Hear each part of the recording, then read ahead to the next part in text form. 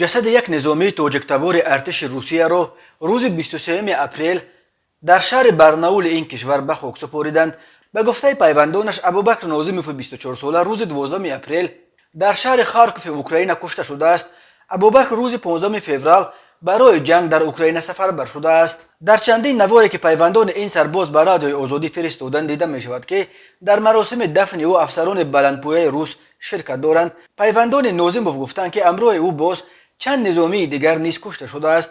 به قول آنها حادثه زمان رخ داده است که گروهی از سربازان روسیه برای اشغال شهر خارکوف و احاطه کردن اهالی آن حرکت می‌کردند. ابوبکر ناظموف همراه دو فرمانده گروه سربازان در صف پیش بودند و از ضرب مینامیات به هلاکت رسیدند. پیوندانش میگویند او از قفای سرش زخم برداشته است. ابوبکر ناظموف زاده ناحیه اشت تاجیکستان پس از ختم آموزشگاه کسبی و گرفتن شناسنامه روسیه سال 2018 به خدمت حربی شهر نووسیبیرسک روسیه رفته 2 سال آخر طریق شرطنامه‌ای با رتبه سرژانت در قسم نظامی شهر سمارا فعالیت برده است. پیوندانش میگویند او در صف نظامیان روس سال 2020 به مدت 5 ماه در بخشگاه لاهور تاجیکستان هم مشق نظامی کرده است. او پیش از سفرش به اوکراین 1 ماه فرمانده قسم نظامی شهر مسکو بوده است. پدر و مادر این سرباز نیز در روسیه کار و زندگی میکنند و برای دفن فرزندشان در قبرستان شهر برناول رضایت دادند. مقامات نظامی روسیه به عائله آنها